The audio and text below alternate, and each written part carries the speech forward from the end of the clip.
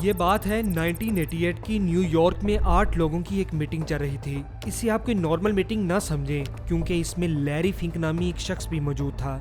ये ऐसी कंपनी की बुनियाद रख रहा था जो अपनी स्ट्रेटजीज और सर्विसेज से पूरी दुनिया की टॉप कंपनीज में अपनी जगह बनाने वाली थी। इस मीटिंग को अभी सिर्फ 35 साल का अरसा गुजरा है और प्लान के मुताबिक आज लैरी फिंक ने जैसा सोचा था वैसा कर दिखाया। आज इसके शेयर्स एप्पल, गूगल और टेस्ला जैसी बड़ी कंपनीज में भी मौजूद हैं और ये दुनिया की टॉप एसेट्स मैनेजमेंट कंपनीज में से एक मानी जाती है, जिसका नाम है ब्लैक रॉक। इस वक्त ये 10 ट्रिलियन से ज्यादा के एसेट्स मैनेज कर रही है। चलिए इसके सिस्टम को समझते हैं। 2008 में पूरी दुनिया क्राइसिस की लपेट में होती है, तो यूनाइटेड स्टेट का प्रेसिडेंट लैरी फिंक से फाइनेंशियल स्टेबिलिटी के लिए हेल्प मांगता है और 114 बिलियन डॉलर के एसेट्स सेल करने के लिए ब्लैक रॉक कंपनी को हायर कर लिया जाता है, जिससे थोड़े ही अरसे बाद मार्केट दोबारा बहाल हो जाती है। आखिर कैसे? लैरी फिंक की मार्केट मैनेजमेंट स्ट्रेटजीज को समझिएगा। लैरी फिंक ने इनसिक्योर मार्केट में इन्वेस्ट किया।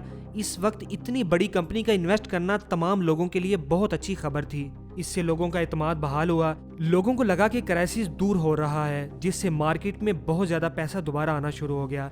लैरी फिंक ने गवर्नमेंट को एसेट मैनेजमेंट के हवाले से बेटर स्ट्रेटजीज देकर ना सिर्फ क्राइसिस दूर किया, बल्कि ब्लैक रॉक फाइनेंस की दुनिया में ट्रस्टेड कंपनी के तौर पे देखी जाने लगी और दोबारा यूएस से फाइनेंशियली तौर पे मजबूत हो गया। अब कंट्रीज ने अपने एसेट्स को सेफ साइड रखने के लिए ब्लैक रॉक के हैंडओवर करना शुरू कर दिया। इधर जहन में सवाल आता है कि एसेट्स इनके हैंडओवर करने से क्या फायदा होगा। ये कंसेप्ट भी हम आपके सामने रखते हैं। हर मुल्क के कुछ फंड्स होते हैं, पेंशन फंड्स और रिजर्व्स वगैरह। इसी तरह बैंक्स के पास भी लोगों का बेशुमार पैसा होता है।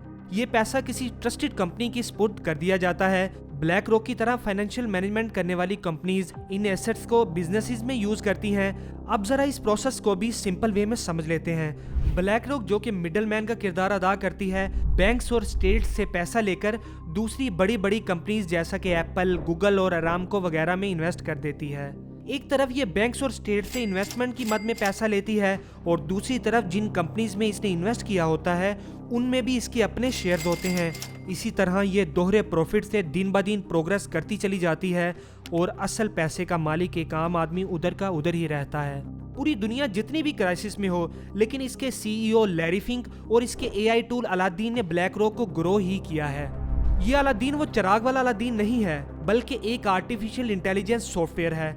आप समझ लें कि ब्लैक रॉक के पास ये अलादीन का चिराग ही है, जो दुनिया में किसी और कंपनी के पास नहीं। ब्लैक रॉक कंपनी को बिलियंस डॉलर की इंडस्ट्री बनाने में इसके एआई सॉफ्टवेयर अलादीन का पूरा हाथ है।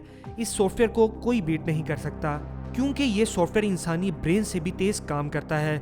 जितनी देर में ह्यूमन पल्स जो नैनो सेकंड से पहले ब्रेन से फिंगर तक पहुंच जाती है, उससे पहले ही ये ट्रेड्स को एग्जीक्यूट और अपडेट कर देता है। इस सॉफ्टवेयर का एनालिसिस इंसानी जहन की तरह है। प्रीवियस डाटा की बेस पे ये ऑब्जर्व करता है कब मार्केट गिर सकती है और कब ऊपर जाएगी, किधर इन्वेस्टमेंट करनी चाहिए या नहीं। ये सब कुछ इसका एआई टूल इसको बताता है। इसी तरह ब्लैक रॉक दिन ब दिन तरक्की की मनाजिल तय करते हुए आज इस दुनिया की टॉप फाइनेंशियल मैनेजमेंट कंपनीज में मानी जाती है। हमें उम्मीद है ब्लैक रॉक कंपनी की इन्फॉर्मेशन आपको बहुत अच्छी लगी होगी। हम आपके लिए मजीद ऐसी वीडियोस लाते रहेंगे। अपना बहुत ख्याल रखिएगा। मिलते हैं नेक्स्ट वीडियो में।